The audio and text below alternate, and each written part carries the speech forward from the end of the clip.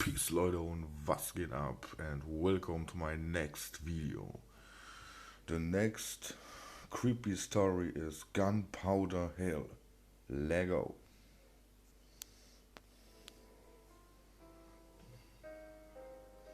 During a period from 1946 to 1952, in a small town in western Germany, the residents heard what resembled a six-gun salute on the 15th of March every year. Some residents made frequent trips into the surrounding hills in hopes of finding the source of the noise, but to no avail. The townsfolk eventually coined the area as Gunpowder Hill. The children of the town even created a legend around it, stating that soldiers, who in that time were missing but presumed dead, had been killed in an execution-style massacre and were buried somewhere in the hill. The purpose of the six-gun salute was to guide people to the location of the men. On the 15th of March every year, the children would gather at the edge of town, eagerly awaiting the six gunshots to be heard. In late 1951, the hills on the outskirts of the small German town were surveyed for the future construction of a NATO military site. The military base was to consist of a series of deep, underground bunkers and weapons supplies in case a Soviet invasion occurred. In February of 1952, construction began. Just 4 weeks later, the crew began digging a massive 200-foot deep hole for the future underground storage bunkers. It was during this time that the crew made a morbid discovery. As they neared the end of the digging operation, a human hand was seen sticking out the bottom of the hole. Upon future examination, 27 bodies were discovered at the bottom of the 200-foot deep hole, dressed in prisoner-of-war uniforms worn by the Allies in Nazi war camps. A NATO officer ordered the bodies to be exhumed immediately. As the medical team slowly carried out the bodies, they looked on in puzzlement. The bodies were remarkably well preserved. Furthermore, the POW uniforms bore a strange insignia, which was unlike any the men had seen before. An orange circle with a single black dash in the middle. However, the most unsettling characteristic were the faces of the men who were exhumed. Their eyes were wide open, their mouths were sealed shut with an unknown adhesive. The bodies were then dispatched to the local morgue for immediate identification and autopsies. That night, the local mortician began his work. However, he found it difficult to concentrate on his task. The eyes of the first man he was to begin work on seemed to be staring back at the mortician from the autopsy table. He shook his head and just rationalized the sight as the imagining of his overactive mind.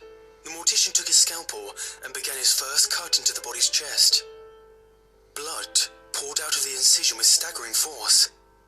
The mortician backed away from the table in shock. The red liquid began running down the table, pouring on the floor below.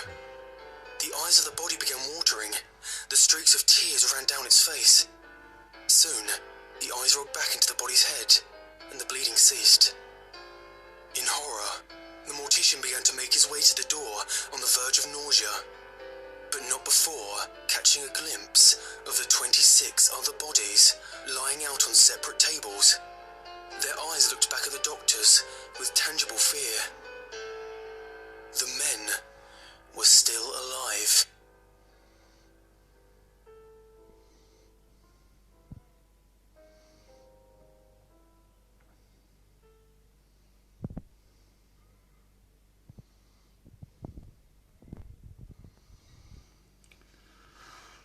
And now come Resident Evil.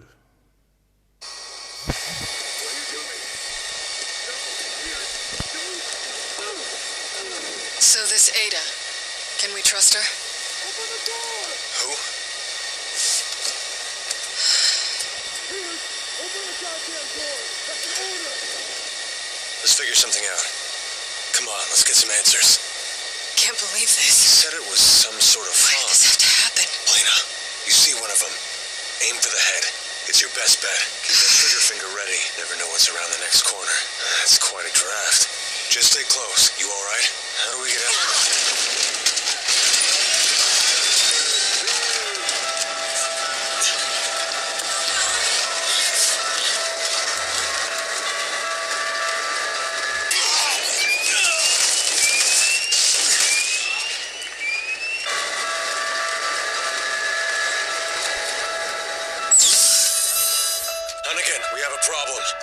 has mutated into the same kind of monster we saw back at the cathedral. When you open the hatch, you destabilize the plane by letting the pressure out. Anything you can do?